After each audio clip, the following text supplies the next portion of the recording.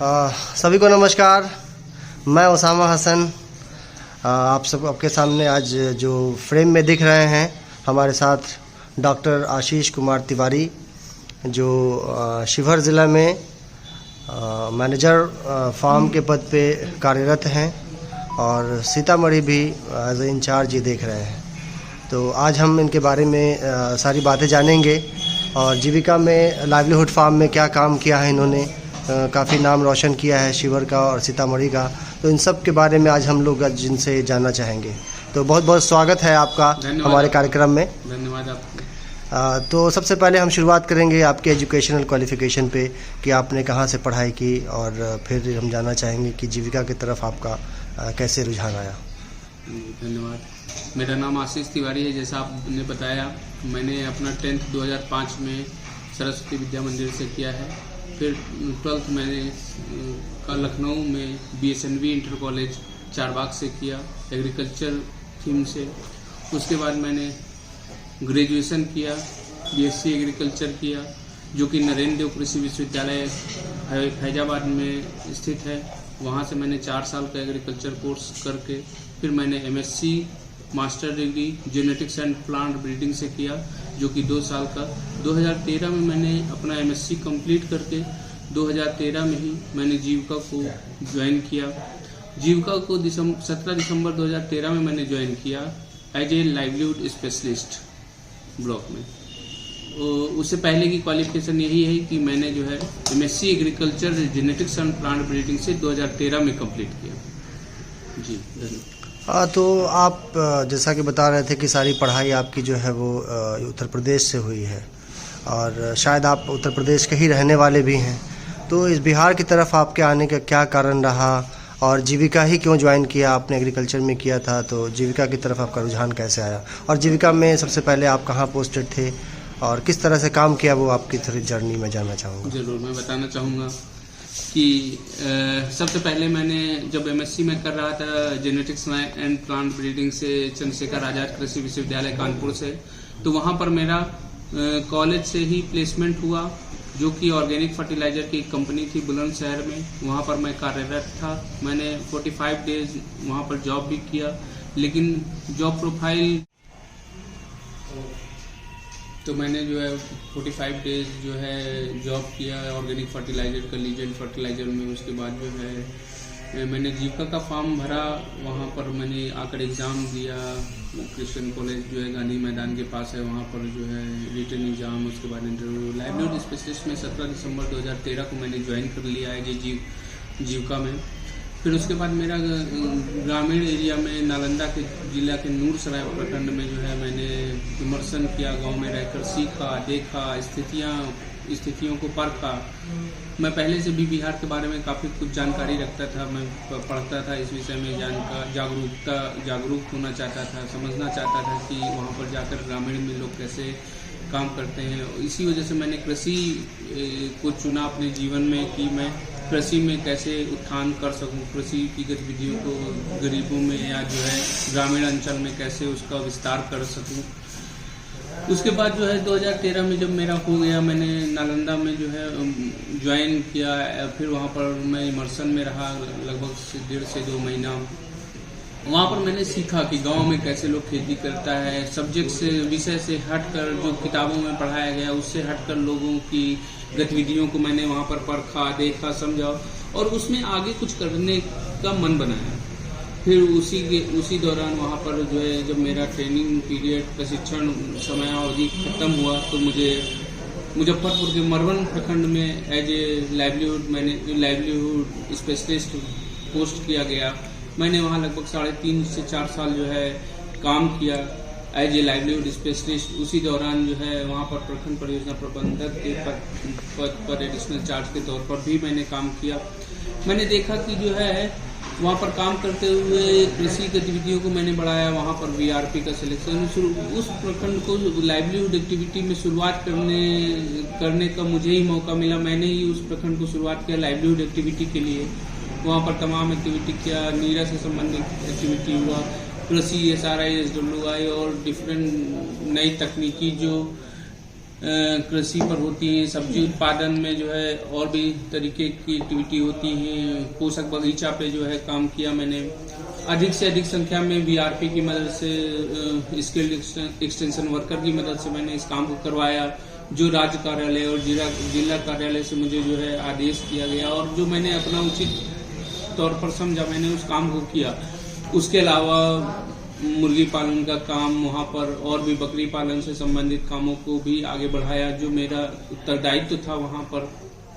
उसके बाद मई 2017 में मैं मैनेजर फार्म, प्रबंधक कृषि के तौर पर, प्रबंधक लाइवलीहुड कृषि के तौर पर मैंने जीविका में फॉर्म भरा। उसके बाद मेरा सिलेक्शन 2017 में ही हो गया, मई में।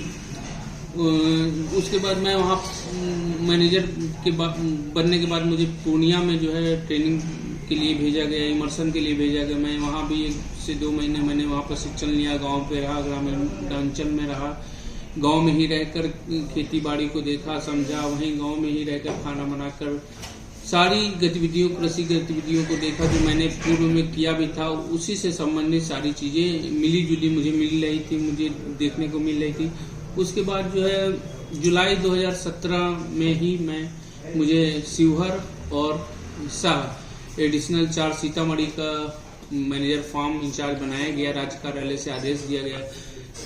2 जिला एक प्रबंधक के तौर पर मुझे करना बहुत कठिन महसूस हो रहा था, लेकिन मैंने स्थितियों को गंभीरता से लिया और मैंने सोचा शायद ये जो है मुझे एक टास्क दिया गया है मेरे उच्च पदाधिकारियों के द्वारा, उच्च जो है कर्मियों के द्वारा, कि मैं जो 2 जिला कैसे चलाऊं। तो मैंने सीतामढ़ी और शिवहर को, जहां पर लाइवलीहुड एक्टिविटी या कृषि से संबंधित काम को बढ़ावा देने के लिए मुझे भेजा गया, यहाँ पर शुरुआत ही मैंने किया लाइवलीहुड एक्टिविटी का, फार्म का। यहाँ पर कुछ एक्टिविटी ज़्यादा नहीं चल रही थी, शुरुआत हुआ था। मैं जब आया 2017 में, तब यहाँ पर वीआरपी सिलेक्शन का शुरू करवाया, फिर SCW के सिलेक्शन की बात हुई, फिर आज जो है दोनों जिला में मिलाकर करीब 1,30,000 जो है यूनिक फार्मर या जो है किसान बंधु जुड़ चुके हैं इन गतिविधियों में, कृषि की गतिविधियों में। उसके अलावा कस्टम हायरिंग सेंटर जो पूरे बिहार में माना जाए तो 6 से 7 जिले आगे हैं कृषि कस्टम हायरिंग सेंटर में। 20 कस्टम हायरिंग सेंटर की स्थापना जो है मेरे द्वारा करवाया गया है। इन दोनों जिला में मिलाकर 20 कस्टम हायरिंग सेंटर में जो है ट्रैक्टर और भी कृषि यंत्र जो उपयोगी होते हैं कृषि के गतिविधि एक्टिविटी करने के लिए, उनको मैंने जो है कृषि विभाग की मदद से राज्य कार्यालय के आदेश पर उसको जो है स्थापित करवाने में सहयोग किया और स्थापित हुए। उसके बाद वो काम अभी चल रहा है। उसके अलावा ग्रामीण कृषि यंत्र बैंक लगभग 35 से 40 को मैंने जो है यहाँ पर सीतामढ़ी और शिवहर में करवाया, जिसके बाद जो है ग्रामीण में कृषि गतिविधियाँ का मशीनरीकरण या यांत्रिकरण को बढ़ावा मिला मेरे रहते। और मैं चाहता हूँ, मैं मानता भी हूँ और मैं चाहता भी हूँ कि अगर कृषि में उत्थान की जरूरत है तो वो यांत्रिकरण से ही आएगा। यांत्रिकरण जितना बढ़ेगा उतना सदस्य या ग्रामीण में लोगों की मेहनत कम होगी, उतना अच्छा जीवन यापन उन लोगों का हो सकेगा। उसके बाद जो है farmer training and information centre FTIC भी लगभग 14 का गठन, जो कंप्लीट रूप से खरीदारी और स्थापित हुए, वो मेरे द्वारा राज्य कार्यालय और जिला और प्रखंड की टीम के सहयोग से हुआ, जिसमें 14 में जो है 3 शिवहर में और जो है 11 जो है 14 में 11 सीतामढ़ी में करवाया गया। उसके बाद नीरक से संबंधित एक्टिविटियों में जो बिहार सरकार का मुख्य उद्देश्य है कि मद्य निषेध से संबंधित है, उसमें ताड़ी और को बंद कर दिया गया है, शराब को बंद कर दिया गया है। तो उससे संबंधित जुड़े हुए परिवारों में टैपर जो होते हैं उनको भी इस जीविकोपार्जन से संबंधित गतिविधियों में जोड़ने के लिए बिहार सरकार की महत्वाकांक्षी योजना नीरा की गतिविधियों को भी मैंने सीतामढ़ी और शिवहर में जो है शुरुआत करवाया। उसमें लगभग 13 उत्पादक समूहों का गठन किया गया है। 13 जो है उत्पादक समूह शिवहर सीतामढ़ी मिलाकर है। उसमें जो है अंतिम वर्ष में हम लोगों ने अपने जिला को राज्य कार्यालय से दिए गए टास्क को हम लोगों ने 100% अचीव किया है। उसके साथ साथ कोशिश की गई है कि अधिक से अधिक मेंबर जो हमारे पशुपालन से जुड़े, किचन गार्डन से जुड़े, जिसमें किचन गार्डन का जो है लोग न्यूट्रिशन गार्डन से जुड़े। न्यूट्रिशन गार्डन का सीधा कॉन्सेप्ट ये कहता है, या न्यूट्रिशन गार्डन ऐसा होना चाहिए जिसमें कि उस परिवार में जितने भी सदस्य हैं उनकी न्यूट्रिशन को पूर्ति करते हुए ऐसे पोषक बगीचा लगाए जाएं जिसमें अधिक से अधिक जो है पोषण मिल सके। जैसे 3 सा का उपयोग हम लोग अधिकतम करवाते हैं। 3 सा में जो है पहला साग है, साग से संबंधित जो है पत्तेदार 3 से 4 सब्जियां होनी चाहिए। सब्जी दूसरा सा है सब्जी वाली 2 से 3 सब्जियां होना चाहिए। तीसरा सा है सलाद से संबंधित 3 से 4 सब्जियां होना चाहिए। ऐसे कुल मिलाकर पोषक बगीचा में जो है 3 से 4 तरह का 10-12 तरीके का सब्जी होना चाहिए। उसको पोषक बगीचा के तौर पर हम लोगों ने डेवलप करवाया। लगभग यहाँ पर आपके द्वारा किए गए कामों से, जैसा आपने बताया, काफ़ी कुछ किया है आपने, तो इससे लोगों की ज़िंदगी में क्या परिवर्तन आया?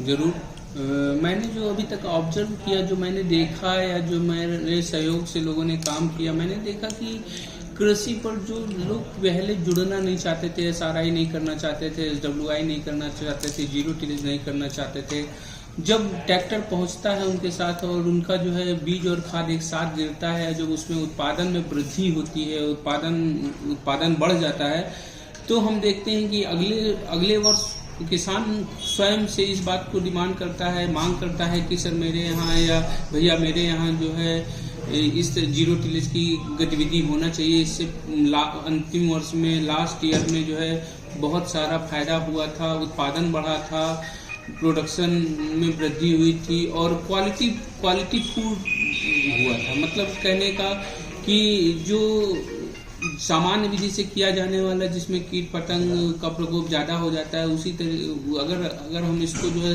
साइंटिफिक तरीके से या वैज्ञानिक तरीके से करेंगे, लाइन से लाइन की दूरी सही होगी, पौधे से पौधे की दूरी सही होती है, तो उससे कीट पतंगों का प्रभाव कम होता है, न्यूट्रिशन अच्छा मिलता है उन पौधों को, जिससे उत्पादन में उसके प्रभाव आता है।